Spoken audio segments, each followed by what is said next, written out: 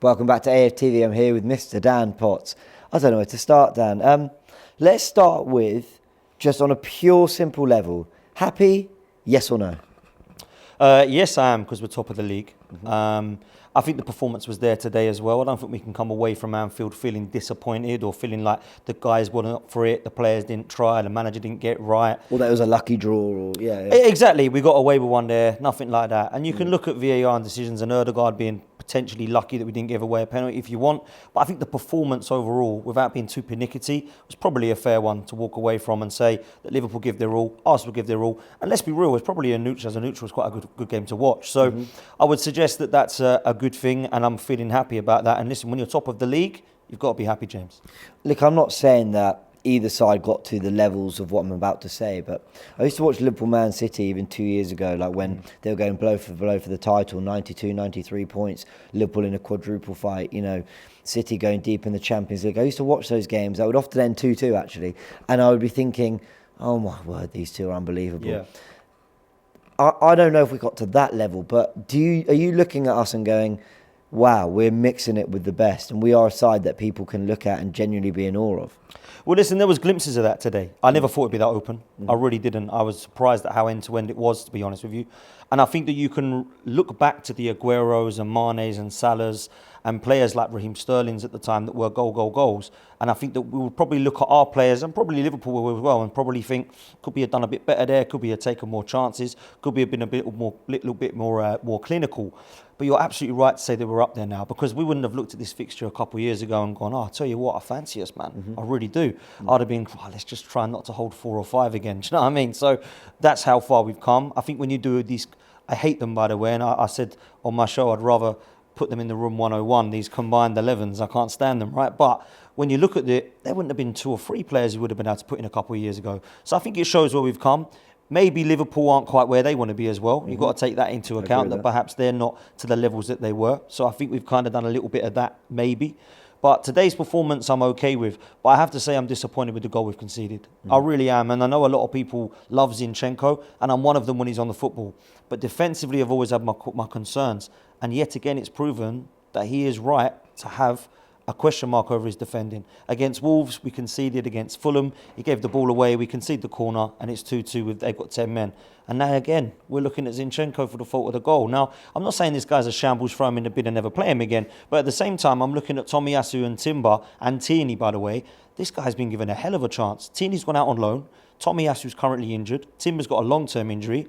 I need to sort myself out defensively, because going forward is not an issue. But I want to make sure that I nail down this position.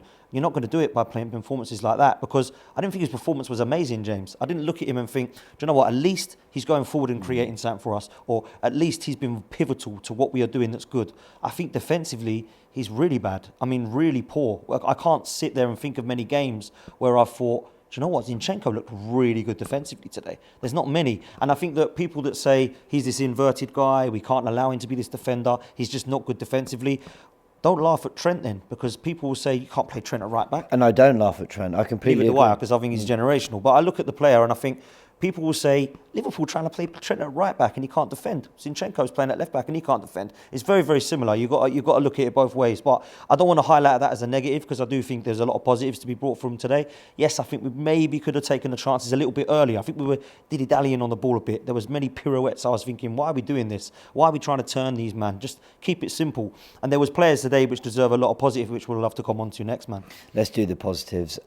We've built a platform. By the way, someone who's not getting a lot of credit, and you interviewed me for my fan cam earlier, David Raya, I thought, dealt with everything that came at him very, very calmly. But it's that trio in front as well that's really special.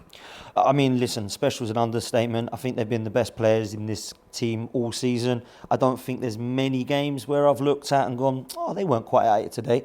Gabriel with an unbelievable goal, great performance to back it up. Declan Rice calms things down, keeps things when you need it. Keeps things. Very, very mature performance from both of those today.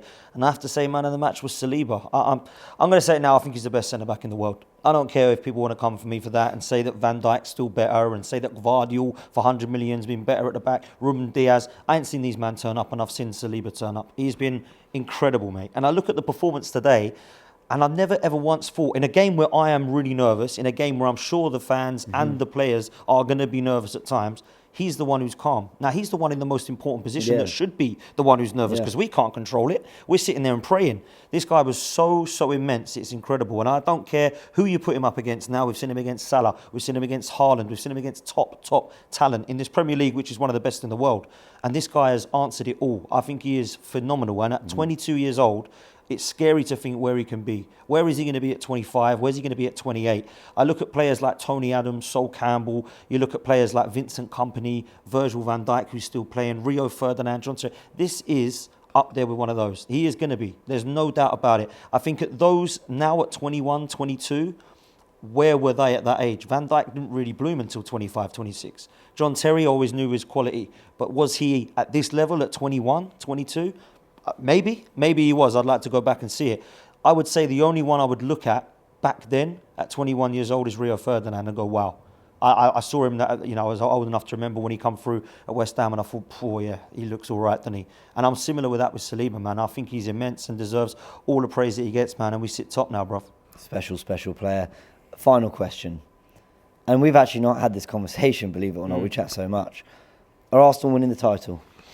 I still look at City.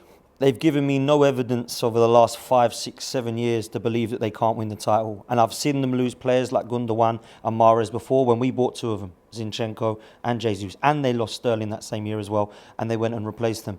My only question mark is when Mahrez and Gundogan put their performances towards May in, that was so vital.